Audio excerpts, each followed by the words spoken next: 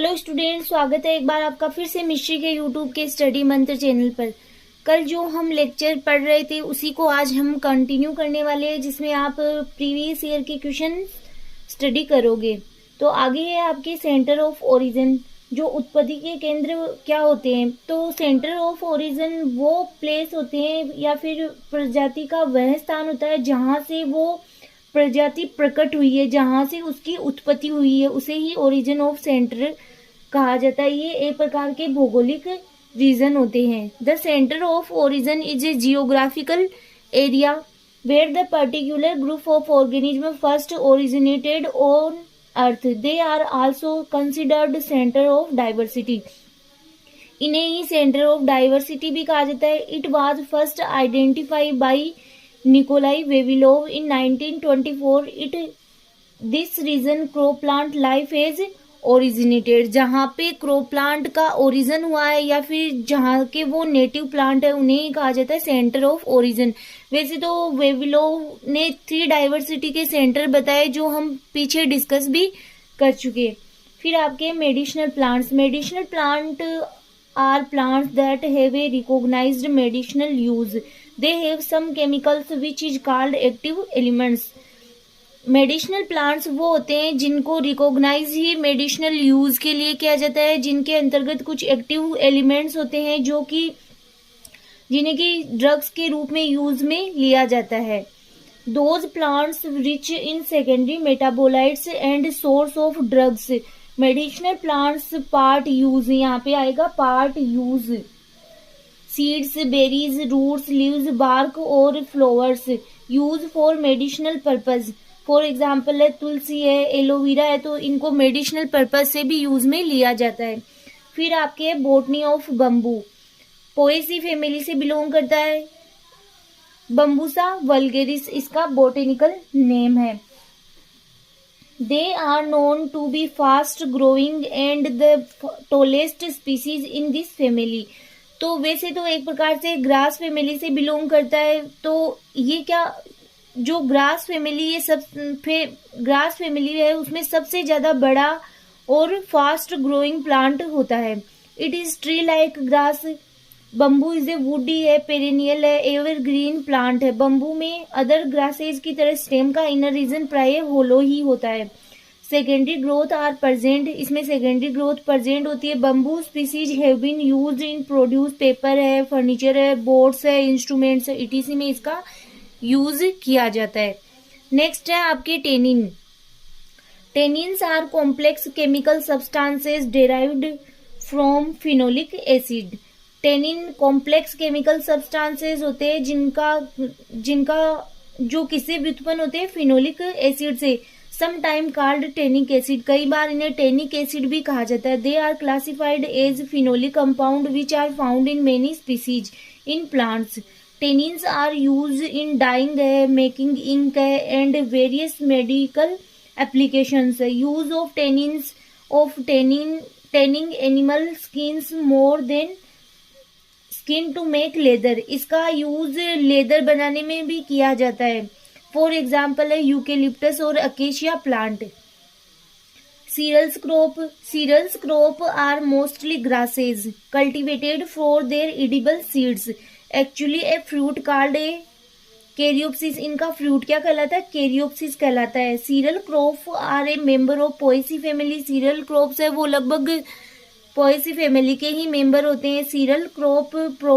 Serials provide complex carbohydrates है including fibre and proteins है।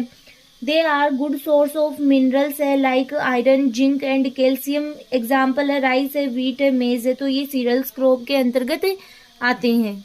Next है आपके WWF, world wide fund for nature.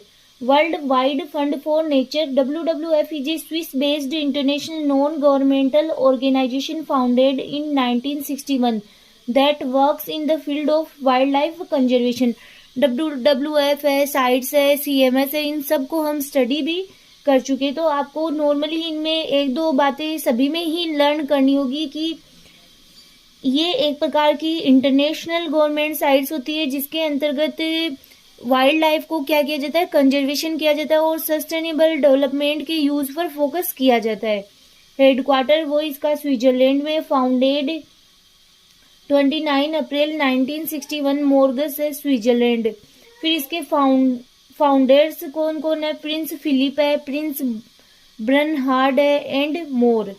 फिर आपके ग्रीन गोल्ड किसे कहा जाता है? ग्रीन गोल्ड बम्बू प्लांट को कहा जाता है। The bamboo plant is known as the green gold because it is becoming increasing more valuable in the global economy, क्योंकि ये क्या करता है, जो हमारी ग्लोबल इकोनॉमी है उसको और अधिक वैल्यूबल बनाता है। Role of resin, resin protect plants from insects है, पैथोजन है। Resins are plant products that are not soluble in water, ये वाटर में सोल्यूबल नहीं होते। जैसे गम होता है वैसे ही रेजिन होता है, एक प्रकार का एक्सेलेटरी कंपाउंड होता है, soluble in water, harden when exposed to air. जिस प्रकार से गम है प्लांट से बाहर निकलते ही क्या होता है कि हार्ड हो जाता है, उसी प्रकार से रेजिन भी वैसे ही होता है। साथ ही प्लांट रेजिन का use varnish and food glazing agent के रूप में भी किया जाता है। ये लिटिल कार्बोनिक कंपाउंड के सिंथेसिस के लिए रॉ मटेरियल के रूप में भी अत्यंत यूजफुल होते हैं। फिर आपके सस्टेनेबल डेवलपमेंट, ये 2-3 बार आ चुका और इसे हम बहुत डीपली भी स्टडी कर चुके। Sustainable development is the development that meets the need of the present without compromise the ability of future generation to meet their own needs.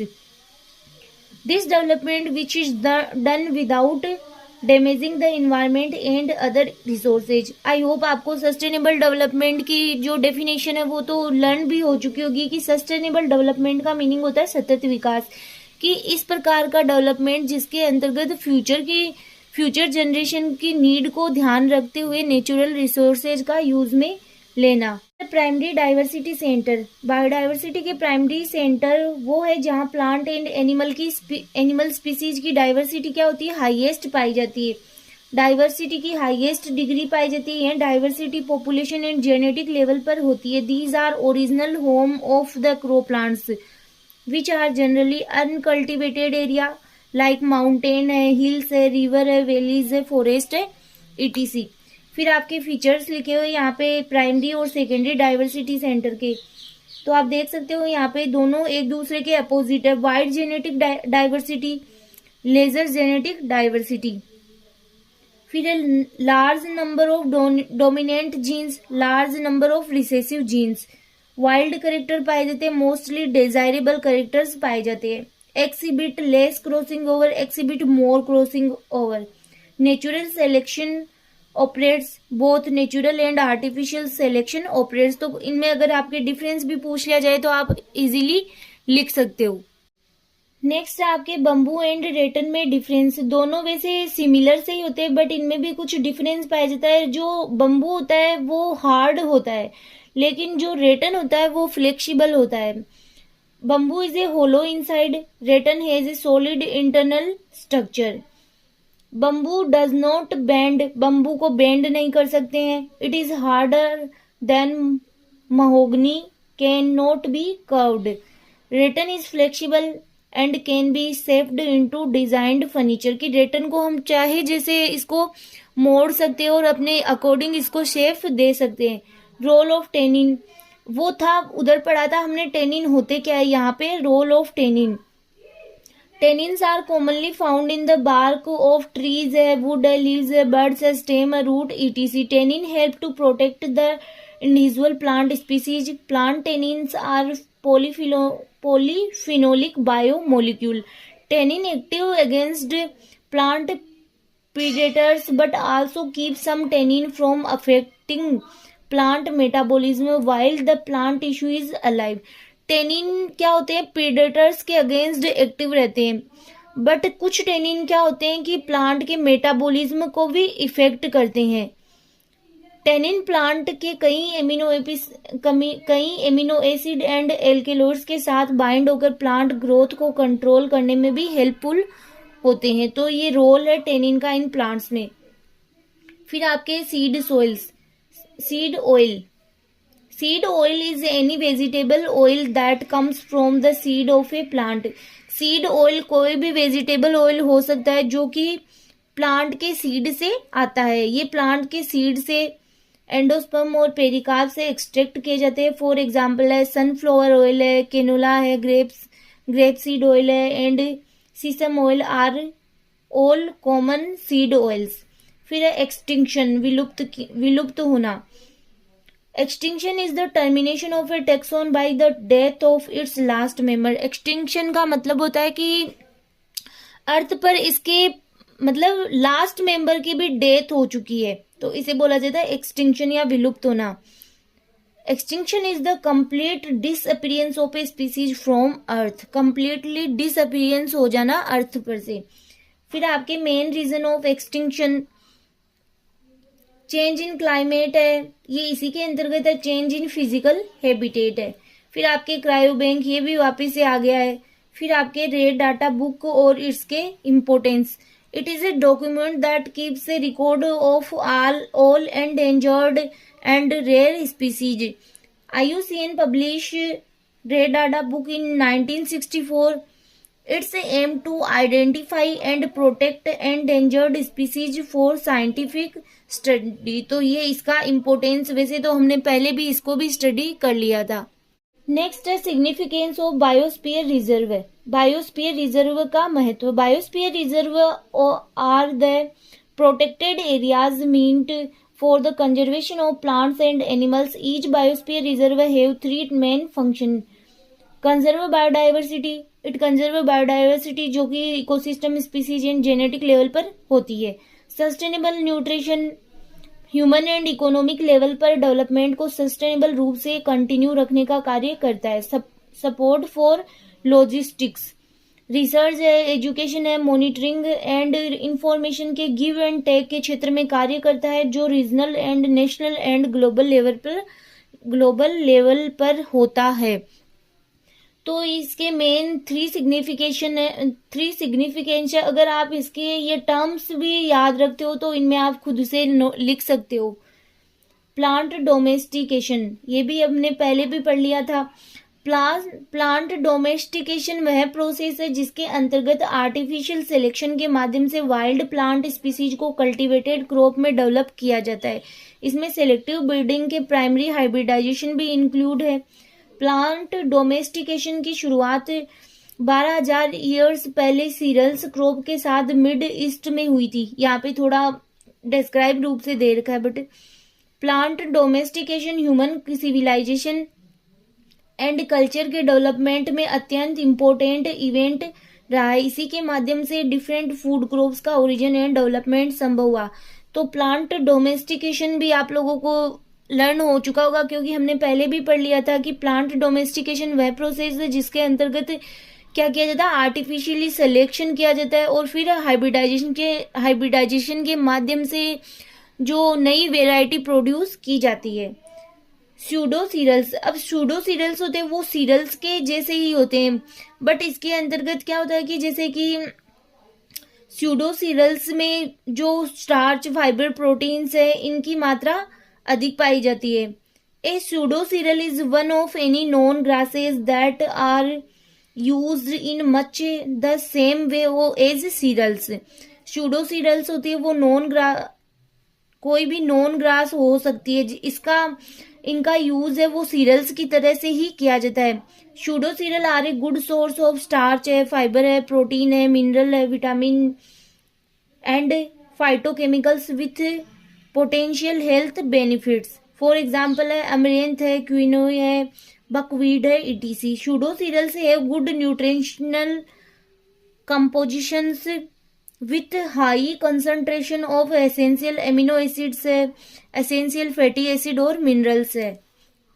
फिर आपके गम जो गोंद होता है वो एक प्रकार का क्या होता है कि प्लांट से एक्सट्रैक्ट किए जाते हैं, प्लांट के जो बार्क है या फिर रूट्स है इनसे प्राप्त किए जाते हैं।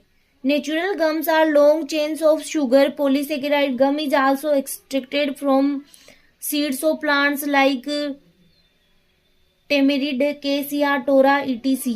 गम्स आर एक्सट्रैक्टरी सब्सटेंस जो सेल वॉल के सेलुलोज के डिग्रेडेशन से बनता है। ड्राई स्टेज में ये क्रिस्टल फॉर्म में पाया जाता है। गम, रेजिन, ये सब आपके अलग से टॉपिक भी दे रखे हैं जिनको हम आगे भी। नेक्स्ट है जीनिंग प्रोसेस। तो जीनिंग एक प्रकार की ऐसी प्रोसेस है जिसके अंतर्गत जो कॉटन के सीड होते हैं उनको अलग किया जाता है, मतलब उनसे डेब्रिड्स है या फिर कोई और टिश्यूज है उनको अलग किया जाता है। जीनिंग की प्रक्रिया में क्या होता है कि जो कॉटन होता है उसको जो घूमने वाली आरी के दांत होते हैं, ठीक है, उनसे गुजारा जाता है जिससे कि बीज से जो रेशे हैं वो अलग हो जाते हैं और इसमें क्या होता है कि जो कॉटन होती है वो अलग हो जाती है। Ginning is the process of removing the seeds and debris from cotton. The process of separating fibres from the seed of cotton is called ginning of cotton. Ginning could be done using hands है और machines है। इसके बाद fibre separate हो जाते हैं and cotton के seed के ऑयल को कॉटन के सीड के ऑयल एक्सट्रैक्शन है तो इनको मील में भेज दिया जाता है। Citizens for development to be sustainable, कि जो विकास है उसको सस्टेनेबल बनाने के लिए आप एक सिटीजन या फिर नागरिक के रूप में क्या क्या करोगे। Help educate children in our country, in our community, waste less food and support local farmers, avoid wasting water, recycle, use public transport, act now to stop global warming, use energy efficient appliance, avoid using plastic। Next है pollution control. तो ऐसे कौन से plant है जो कि pollution को control करते हैं। सबसे पहले आपके अरेका पाम। अरेका पाम का बोटेनिकल नेम है Chrysalidocarpus lutescens. It is also called a room plant. तो ये एक प्रकार का ऐसा प्लांट है जिसे रूम प्लांट भी कहा जाता है।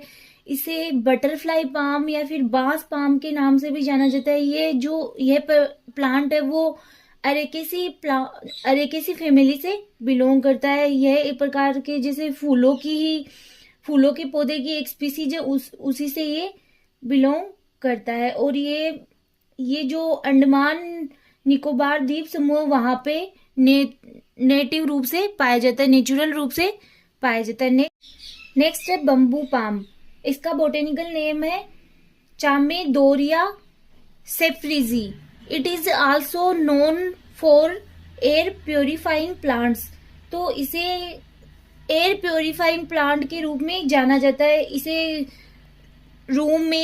भी रूम में ही लगाया जाता है। जैसे बम्बू का प्लांट होता है वैसे ये प्लांट ऐसा होता है जिसको कि ऐसे लगता है कि छोटे छोटे बम्बू को किसी भी छोटे पात्र में वेजल्स में लगा रखा है, तो इसे कहा जाता है बम्बू पाम, जिसे बांस पाम या पार्लर पाम या रीड पाम के रूप में भी जाना जाता है। ये भी एरेकेसी फैमिली से ही बिलोंग करता है। तो नेक्स्ट आपके है secondary diversity centre. Secondary diversity centre कौन कौन से होते हैं वो यहाँ पे नाम लिखे हुए हैं ओनली। चाइनीज सेंटर है, हिमालयन सेंटर है, मेडिटेरियन सेंटर है, एबिशियन सेंटर है, central Asian centre, Asia Minor centre है, central American centre, South American centre. तो ये आपके सेकेंडरी डाइवर्सिटी सेंटर के ओनली नाम ही पूछे गए। फिर है नेचुरल डाइज। नेचुरल डाइज वो होती है जो कि प्लांट से प्राप्त की जाती है, उन्हें नेचुरल डाइज कहा जाता है। Natural dyes are colourants obtained from plants. These are obtained from different plant part include roots, leaves, bark, stem etc. इसके अलावा ये लाइकेन एंड फंजाई से भी ऑब्टेन किए जाते हैं। फॉर एग्जाम्पल है नील इंडिगो, हिना मेहंदी, रेड डाइज। नेक्स्ट है conservation. Conservation means endangered plant and animals species को एक्सटिंक्ट होने से बचाने के लिए उनको नेचुरल एंड आर्टिफिशियल प्लेस पर सेफ रखना कंजर्वेशन कहलाता है। कंजर्वेशन का मीनिंग होता है कि या तो नेचुरली या फिर आर्टिफिशियली किसी भी प्रकार से क्या करना है, वाइल्ड लाइफ है उनको सेफ रखना है ताकि फ्यूचर में उनकी उपलब्धता बनी रहे। फॉर एग्जाम्पल है नेशनल पार्क है, सीड बैंक है, जीन बैंक है, बोटेनिकल गार्डन ईटीसी। कंजर्वेशन में भी ex situ and in situ conservation, जिसको हम आगे डीपली स्टडी भी करेंगे। इनके सारे मेथड आपके सिलेबस में दे भी रखे ex situ and in situ conservation के मेथड। तो ये था आज का आपका टॉपिक। नेक्स्ट लेक्चर में नए टॉपिक के साथ फिर मिलेंगे।